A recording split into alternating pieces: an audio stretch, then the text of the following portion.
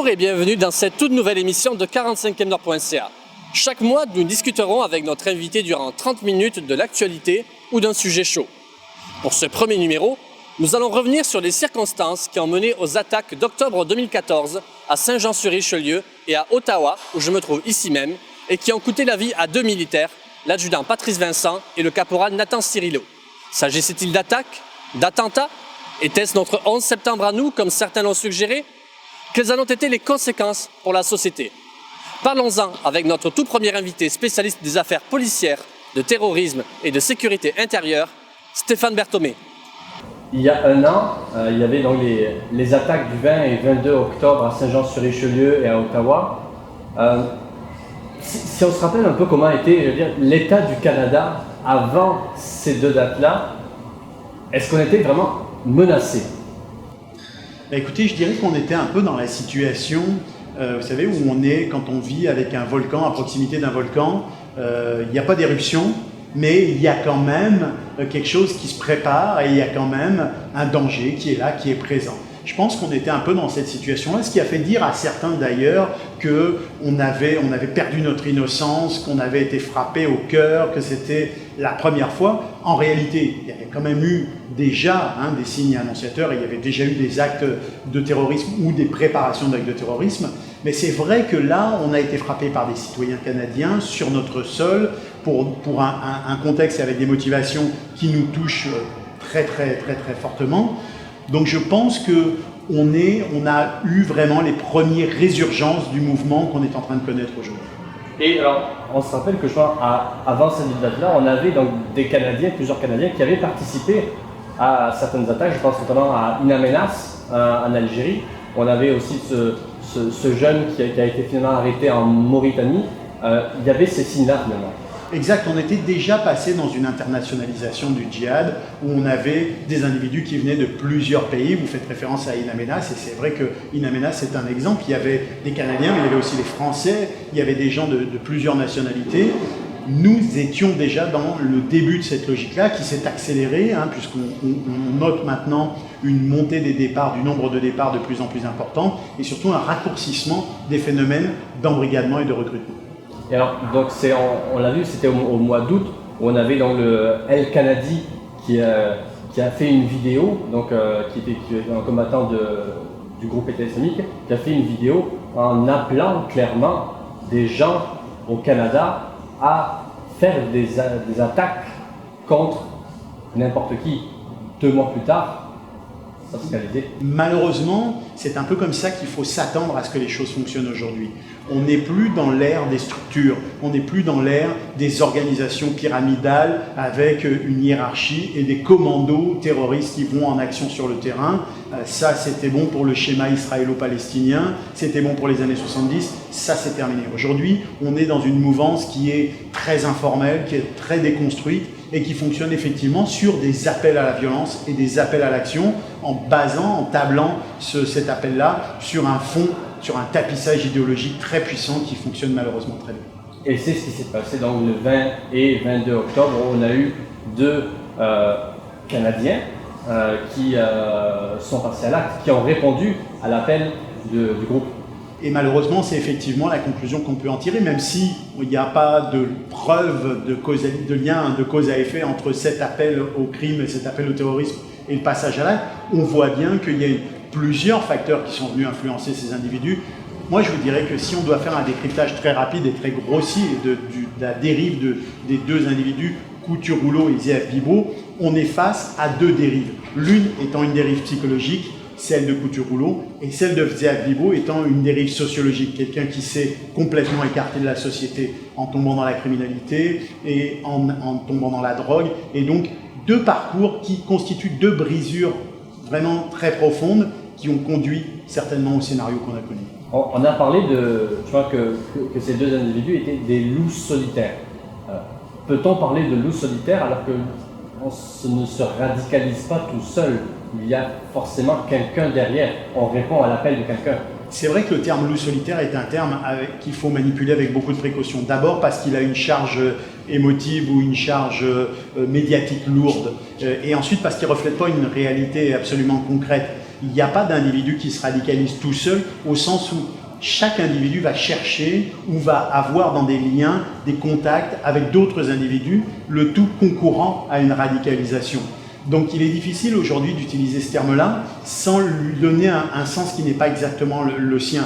En réalité, c'est vrai que ce qu'on veut dire par là, c'est qu'on parle d'individus qui ne fonctionnent plus en réseau, qui ne fonctionnent plus en structure, qui ne fonctionnent plus avec des ordres, du financement et du matériel qui leur est remis, donné, et même une organisation derrière eux qui les pousse à agir. Ce sont des individus qui agissent de façon autonome, qui se décident eux-mêmes à passer à l'action, mais qui ne le font pas sans contact ou sans lien avec l'extérieur, évidemment.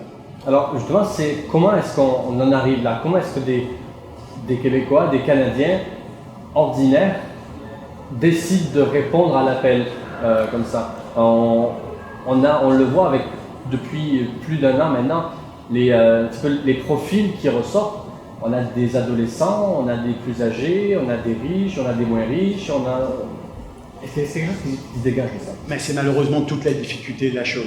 C'est que plus on étudie les profils, et plus on se rend compte qu'il n'y a pas de profil.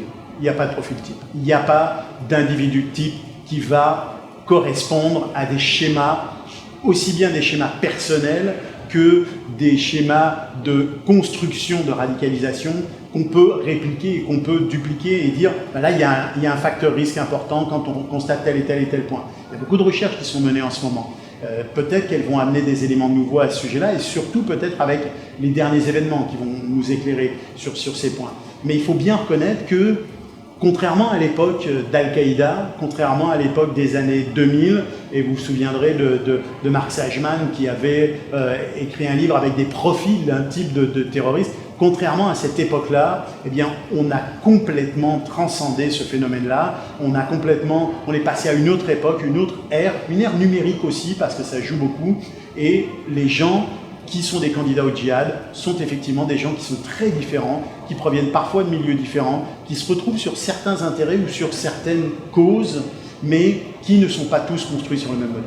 Alors je pense cette auto-radicalisation, cette radicalisation qui se fait de profils vraiment divers, on en a certains qui restent ici, ils décident de passer à l'attaque, ou on en a d'autres qui décident de partir combattre, qui décident de tout quitter du jour au lendemain, femmes, enfants, père, mère, puis prennent un billet à l'essence pour l'Irak ou pour la Syrie. Comment est-ce qu'on arrive à ce qu'on a 200 personnes, 200 Canadiens qui, du jour au lendemain, prennent une arme, on les retrouve en Irak, en Syrie? D'abord, avant de parler des profils, avant de parler des parcours de ceux qui s'en vont ou de ceux qui font des attentats sur place, il ne faut pas oublier aussi le parcours de ceux qui ne le font pas. C'est-à-dire des individus qui se radicalisent et qui sont récupérés à temps par les structures policières ou par des structures sociales et qui ne deviennent pas des terroristes. Il y en a, on n'en parle pas, on ne fait pas de publicité là-dessus, mais ils existent. Ils sont un nombre très restreint parce que malheureusement, quand on est rentré dans la problématique de la radicalisation, il est très dur d'en sortir et on le voit avec le procès du jeune garçon de 15 ans qui fait preuve d'une condition d'intégrisme très très forte et d'un état de radicalisation très puissant.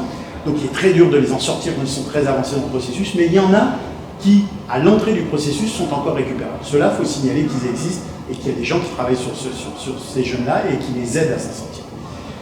Si effectivement on s'attarde sur les cas de ceux qui nous attaquent ici, ce qu'on constate, c'est que finalement, ceux qui ont commis des attentats chez nous, et on parle de Couture-Rouleau et de Zéad Bibo, sont ceux qui n'ont pas pu partir.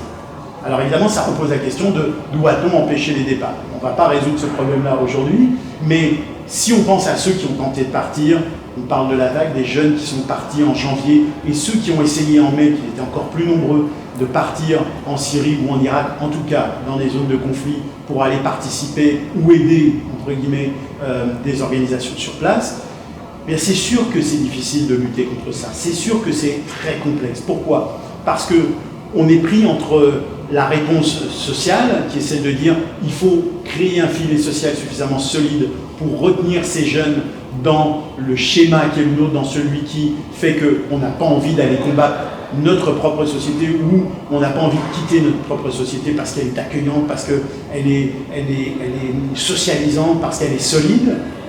Et en même temps, l'autre versant, c'est de dire, bon, ben, quand on a quelqu'un qui dérape comme ça, on a la réponse policière, on a la réponse répressive. Et là aussi, la réponse répressive, ben, elle est difficile à mettre en place parce qu'elle intervient souvent tardivement, elle intervient souvent dans des conditions extrêmement complexes qui font que, eh bien, avec les quelques outils dont on dispose, même s'ils ont été largement étendus ces derniers temps, eh bien, on arrive toujours presque un peu trop tard. Alors, on est pris dans ce schéma-là, on a du mal à réimbriquer l'un avec l'autre, on a du mal à recréer les liens entre la vraie prévention, celle qui se passe au niveau social, et la vraie répression, celle qui se passe quand il y a un crime qui est commis ou quand on est sur le point de le commettre. Je pense qu'il y a un gros travail à faire justement pour réassembler les deux pièces du casse-tête.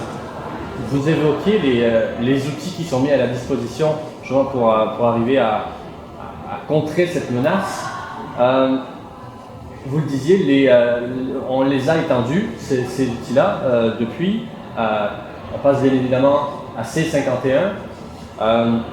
Est-ce que de mettre autant en avant cet aspect répressif, ce bâton, est-ce que c'est pas un peu contre-productif finalement, d'y aller directement? C'est-à-dire que ça pose une question toute simple, qui est celle de dire ces jeunes qui nous échappent, qui quittent nos sociétés pour aller mener un combat qu'on a beaucoup de mal à comprendre, nous, quand on reste dans les fondamentaux sociaux qui sont les nôtres. Ces jeunes-là, ce qu'on leur dit, c'est « on va vous réprimer, on va vous taper dessus, et on ne vous offre guère d'autres alternatives ». Qu'est-ce qu'on construit en faisant ça? Rien, finalement. On va construire des prisons et on va mettre ces jeunes dedans. Parce qu'on le voit d'ailleurs avec ce jeune Montréalais qui a été arrêté, qui est le premier arrêté en vertu de la loi sur le contre-terrorisme. Exact. Qu'est-ce qu'on va produire avec ce jeune-là? Qu'est-ce qu'on va produire avec ce jeune qui a été arrêté? Quel va être le résultat? Il va aller en prison, c'est sûr. Peut-être même sera-t-il jugé avec des peines comme un adulte, puisque c'est ce que souhaitaient les autorités. Est-ce qu'on va en passer par la case de la déradicalisation? Est-ce qu'on va arriver à le faire sortir de son schéma radical? Ou est-ce qu'il va aller en prison? Il va continuer à se radicaliser, il va rejoindre d'autres individus radicaux et il va ressortir à un moment donné en ayant purgé sa peine, mais en étant toujours, entre guillemets, un ennemi de la société, en ayant toujours ce fond antisocial qui fait qu'il a décidé de nous combattre. Est-ce qu'on aura travaillé à fond là-dessus? Est-ce qu'on aura cherché des solutions là-dessus? J'en doute. C'est vrai que c'est le volet que moi je défends, que j'estime qui est très sous-évalué, sous-employé. Pourquoi? Parce que je pense qu'on fait face à pas seulement une menace sécuritaire, on fait face à une menace sociale. Si on éradique les foyers de radicalisation, si on enlève les radicalisateurs, il y a des noms qui peuvent nous venir en tête, à Montréal, on empêchera certains jeunes de partir. Mais est-ce qu'on va empêcher la contestation de se faire? Est-ce qu'on va empêcher ce qu'on appelle des causes, des justes causes avancées par certains, comme justement les bombardements des civils dans certaines zones de Mésopotamie, en Syrie ou ailleurs, les mésalliances qu'on est en train de faire avec Assad, qui est réputé pour être un assassin au moins aussi efficace que le groupe État islamique. Est-ce qu'on supprime ces causes sociales de contestation qui sont le fondement même de l'insatisfaction, de la colère de certains jeunes? Non. Est-ce qu'on peut proposer autre chose? Oui, vraisemblablement oui. Est-ce qu'on le fait? Non, pas encore. Je vous lance une idée. On parle du djihad. On dit ces jeunes-là veulent faire le djihad. Ok, le djihad qu'ils veulent faire, c'est le djihad armé. Le djihad qu'ils veulent faire, c'est le djihad des salafistes. C'est le djihad d'une secte intégriste radicale qui a détourné le sens du mot djihad, et tous les spécialistes de l'islam le disent, qui a détourné ce sens du mot islam pour en faire finalement un sixième pilier totalement falsifié. Bien, si on leur proposait un autre djihad, le vrai djihad, celui qui est d'aller aider son prochain, celui qui est d'aller soutenir justement sa communauté.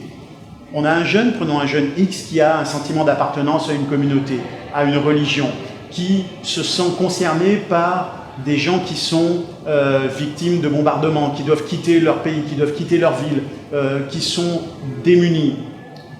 Pourquoi on n'offrirait pas à ces jeunes-là l'occasion de mener un bon djihad? Aller aider dans des organisations humanitaires, monter des opérations humanitaires, des collectes de vêtements, aller soutenir les gens qu'ils ont envie de soutenir et substituer à cette culture de la haine une autre culture qui est celle de nos sociétés, qui est celle de la solidarité, qui sont celles de la solidarité, qui sont celles de l'humanitaire, et qui sont celles qui vont nous permettre de garder ces jeunes dans nos référentiels sociaux, et sociétaux même, tout en leur donnant l'occasion d'aller s'exprimer et d'aller faire quelque chose, d'aller vivre une expérience, d'aller vivre une aventure qui ne sera pas celle du combat ou du sacrifice avec une ceinture d'explosifs autour du ventre pour finalement mourir dans des conditions abominables avec une famille qui ne comprend pas ce qui s'est passé et une société qui hurle au terrorisme. Parce que c'est ça finalement ce sixième pilier de l'islam qui a été rajouté par les djihadistes du groupe armé État islamique, ça reste finalement venez aider votre prochain en combattant, en faisant des actes kamikazes, parce que notre communauté est menacée par les bombardements, par les chiites, par toute cette coalition qui est en place contre eux. C'est tout le monde contre nous, victimes finalement. Et venez nous aider. Il y a souvent quelque chose qui se passe quand on parle de terrorisme. C'est que le mot est tellement lourd de sens qu'il enlève toute mesure dans le raisonnement. Il enlève toute la partie qu'on devrait garder en tête quand même, qui est celle de que se passe-t-il avant que quelqu'un devienne un terroriste? Est-ce que quelqu'un est un terroriste parce qu'il était né pour ça, ou est-ce qu'il le devient parce qu'on l'a embrigadé, comme quelqu'un devient le membre d'une secte parce qu'on l'a fait rentrer par des processus sectaires d'endoctrinement dans la secte? Le terrorisme, lui, finalement, il est tellement fort dans notre langage, dans notre culture, dans notre peur, dans la peur qu'on en a, qu'il nous fait oublier le fait que, avant d'être une forme de combat violente, qui annihile tout sens de justice ou tout sens de respect de l'autre, il est le fruit souvent d'une insatisfaction sociale, d'un décrochage social, même d'une haine de la société. C'est là qu'il faut agir, c'est là qu'il faut aller travailler. Le seul point commun finalement entre le djihadisme aujourd'hui, le djihadisme violent, et ce qu'étaient les mouvements terroristes des années 60, 70, 80, d'extrême gauche ou d'extrême droite d'ailleurs, c'est le rejet d'un schéma de société. C'est le refus de faire partie d'une société. Et si on ne le traite que comme un acte de violence en tant que tel, et qu'on oublie ses paramètres intellectuels, politico-religieux, eh bien, on ne va pas traiter le mal à la source. On va juste apporter des solutions ponctuelles, mais on n'ira pas traiter la source même, qui est cette problématique d'un décrochage de nos valeurs et d'un combat contre nos valeurs, qui devient effectivement à terme un combat violent et qu'il faut réprimer quand ça devient le cas, mais dont il faudrait peut-être essayer de remonter le fil d'Ariane jusqu'à arriver à comprendre le moment où on peut agir contre ce décrochage. Est-ce que, alors, on parle de définition du terrorisme, est-ce que les attaques du 20 et 22 octobre, c'était du terrorisme? Est-ce que c'était des attaques, des attentats? Ça, c'est un très vaste débat. Et c'est vrai que la sémantique a beaucoup d'importance. L'utilisation des mots et l'utilisation des termes par les corps policiers, par les hommes politiques, par les institutions en général, ont beaucoup de poids et ont un impact très lourd sur les choses. Finalement, que fait un individu isolé qui s'auto-radicalise dans son sous-sol, qui n'a pas d'autre contact avec une organisation terroriste que quelques échanges par Facebook ou par des réseaux sociaux, et qui agit avec des moyens extrêmement rudimentaires, sans support technique, sans moyens financiers de la part d'une organisation? Il s'identifie à un personnage. Il crée le personnage qu'il veut être, et il passe de son identité de citoyen, qu'il exècre manifestement, ou dont il veut se sortir, vers l'identité du djihadiste. Donc il fabrique cette identité, elle est complètement fausse. Il n'est pas vraiment un djihadiste, il veut devenir un djihadiste, et il agit comme tel. Et que fait la société derrière ça? Elle entoure cet acte-là du cadre du terrorisme, et elle valide donc effectivement le terme terrorisme sur l'acte qui a été perpétré. Alors c'est vrai que ça pose une question compliquée. Appeler ou ne pas appeler ça du terrorisme, ne pas l'appeler du terrorisme, ce serait du déni, parce que ça a toutes les caractéristiques d'un acte de terrorisme, mais en même temps, l'appeler terrorisme, c'est valider justement la volonté de cet individu isolé. Est-ce qu'un individu isolé, sans moyens, sans structure, sur des idées, est vraiment le porteur d'un projet terroriste? Ça mérite qu'on se pose la question. Peut-être pas dans le champ de la justice, mais en tout cas dans le champ de la recherche, ça c'est certain. Cette question sécuritaire canadienne, elle est beaucoup mise de l'avant depuis quelques mois, on en parle beaucoup en tout cas, et certains la lient directement à la lutte contre le groupe État islamique en Syrie et en Irak avec les frappes. La causalité étant, on fait des frappes, ça va nous aider au Canada. Il y a quand même une constante qu'on remarque. Quand un pays entre en guerre dans une zone de conflit où agissent des groupes terroristes, il y a très souvent un retour. Il y a très souvent un retour de bâton. Pourquoi? Parce que contrairement à ce qui avait été annoncé sur l'État islamique, souvenez-vous, on nous a dit la différence entre l'État islamique et Al-Qaïda, c'est que l'État islamique a des velléités territoriales. Ils ne veulent pas aller frapper à l'étranger, ça ne les intéresse pas. Ça, c'était une erreur, parce que toute organisation terroriste a vocation à un moment ou à un autre à exprimer sur d'autres terrains que le sien ses attentes, son existence, sa puissance ou sa dangerosité. Parce qu'il ne peut pas y avoir de terrorisme sans publicité. Et la publicité, elle se fait à l'étranger, elle se fait chez nous. Donc c'est vrai qu'aller frapper nous-mêmes en Syrie ou en Irak, c'est s'exposer évidemment à ce retour de bâton.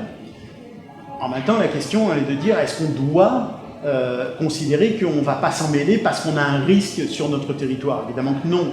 On doit faire notre travail, on doit, entre guillemets, assumer nos responsabilités. C'est peut-être dans la façon qu'on a de le faire que c'est important. Est-ce qu'on doit faire de la publicité de ces actions-là? Est-ce qu'on doit nous aussi entrer dans le jeu de la guerre, du langage guerrier? Est-ce qu'on doit dire on est en guerre contre l'État islamique alors qu'on n'est pas en guerre contre l'État islamique? Nous sommes en train de combattre des groupes terroristes qui agissent sur des territoires donnés, qui sont immenses, qui se prétendent eux-mêmes être des États, mais nous n'avons pas de déclaration de guerre avec un pays en cours. Il n'y a aucun pays qui est en guerre en ce moment. Les lois de la guerre ne s'appliquent pas. La France, par exemple, et le Canada émettent des mandats d'arrêt internationaux contre des individus qui rejoignent des organisations terroristes. C'est pas de la guerre, c'est de la justice internationale.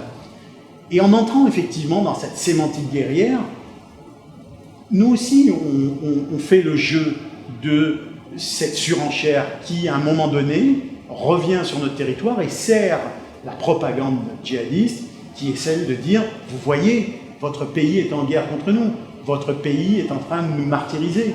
Et malheureusement, on donne du grain à moudre à cette mécanique terrible qui est celle de la surenchère. Ça ressemble beaucoup, malgré tout, ce discours-là à ce qu'on a connu en 2001, avec, lorsqu'on est entré en guerre contre l'Afghanistan, contre les talibans. On est 15 ans plus tard la même chose, on rentre en guerre contre l'État islamique, mais eux disent non, on rentre en guerre contre notre communauté.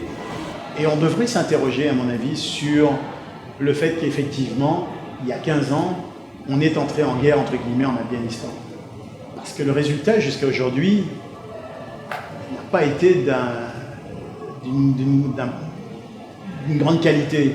On ne peut pas se féliciter de la façon dont des pays comme les États-Unis ont réagi après les attentats du 11 septembre. Ils ont été très durement frappés. Cette attaque des tours jumelles était abominable. C'était effectivement un acte de terrorisme d'une ampleur et d'un impact sur le pays qui ont été sans précédent. C'est vrai, il faut en tenir compte.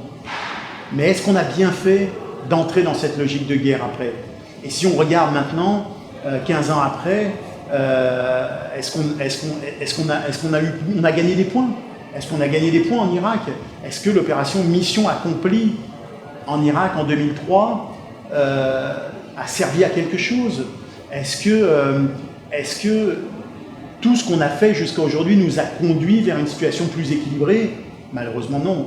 Malheureusement, Et sans parler du terrain en Mésopotamie, mais en parlant de ce que moi je connais bien, c'est-à-dire les pays occidentaux face au terrorisme, le terrorisme s'est développé, la radicalisation s'est développée, le message terroriste est passé auprès de plus de gens que jamais, les images terroristes se sont diffusées plus que jamais, cette idéologie avec, les réseaux se sont déstructurés, ils se sont implantés partout, et des pays qui ne connaissaient pas de vagues de terrorisme, comme le Canada, même s'il y a eu des épiphénomènes, sont maintenant confrontés à ce danger-là de façon quasi permanente. Les effectifs policiers qu'on monopolisait avant sur la guerre des motards ou sur la criminalité organisée sont pratiquement tous concentrés dans la lutte contre le terrorisme. D'un point de vue de sécurité intérieure, on ne peut pas dire autrement que ça n'est pas une réussite. C'est clair. Alors, quelles ont été les conséquences des attaques du 20 et 22 octobre? Vous l'évoquiez à l'instant, les effectifs policiers qui maintenant se concentrent uniquement maintenant sur cette lutte au Canada, voire même aussi des fois essayer d'aller chercher nos Canadiens qui sont partis à l'étranger lorsque quand ça déroule. Est-ce qu'il y a eu d'autres conséquences qui ont eu lieu? Notamment, je pense à C-51 où des pouvoirs plus accrus ont été donnés. Mais finalement, la conséquence principale, c'est celle qu'espéraient des organisations terroristes comme Al-Qaïda ou comme le groupe État islamique. C'est la cristallisation du débat sur le sujet du terrorisme. C'est une crispation de notre société, de nos politiciens, sur le thème du terrorisme. Et effectivement, on a eu d'abord un projet de loi qui est venu renforcer les pouvoirs policiers. Peut-être qu'il y avait besoin de renforcer les pouvoirs policiers. C'est certain qu'il y a toujours mieux à faire en termes de police et il y a toujours plus de moyens à donner aux policiers. Seulement, on a donné des moyens juridiques, mais pas forcément suffisamment de moyens financiers, par exemple, ou de moyens humains. Donc cette crispation là, qui nous a tous saisis après ces deux attentats du mois d'octobre dernier, elle nous a conduit à quoi? Elle nous a conduit à nous focaliser sur le terme terrorisme, elle nous a conduit à avoir plus de réponses répressives, elle nous a conduit à stigmatiser certains groupes, et finalement, elle n'a pas amélioré les choses. Finalement, en janvier et en mai, on a eu deux groupes de jeunes, presque une vingtaine de jeunes, qui ont, pour les premiers qui sont partis, et pour les deuxièmes qui ont tenté de partir, pour aller participer à ce djihad international. Est-ce qu'on a eu la bonne réponse? Est-ce qu'on a vu ce qui se passait? Est-ce qu'on a senti ce qui se passait? Non. Il est clair que si vous parlez aux gens du collège Maisonneuve, dont certains des jeunes, dans lesquels certains des jeunes étudiaient, ils vont vous dire qu'ils n'ont absolument rien vu venir. Et est-ce qu'à ce moment-là, est-ce qu'on ne pouvait pas se poser les questions, déjà en janvier, se dire, là on a affaire à un phénomène qui prend une toute autre tournure, qui prend une tournure sociétale, qui prend une tournure de rébellion contre nos valeurs, un phénomène qui est en train de changer, d'évoluer. Moi je crois qu'on était trop parti sur la lancée répressive, et on est resté sur cette lancée répressive.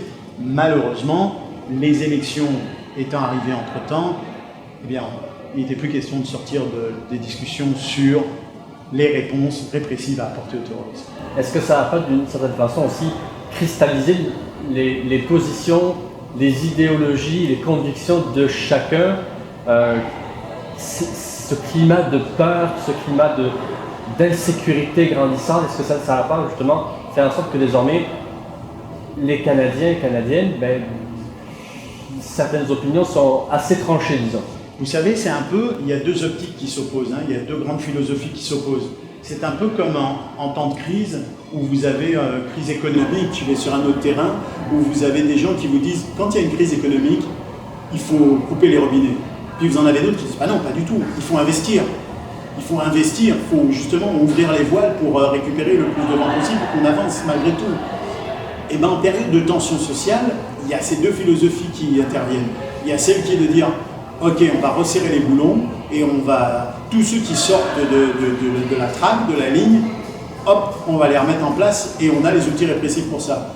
Ou il y a l'autre version qui est de dire, attention, c'est un phénomène sociétal, ouvrons les voiles et voyons ça différemment. Prenons des réponses qui sont beaucoup plus ouvertes, justement, qui sont moins fermées et qui vont moins crisper les gens sur des positions. Ouvrons-nous à la négociation, au débat, à la discussion, au contre-discours. Proposons une contre-narration, mais ne tombons pas dans la réponse répressive. À mon avis, c'est la philosophie de la réponse répressive qui a pris le pas très largement. Stéphane Berthomé, merci beaucoup. Merci.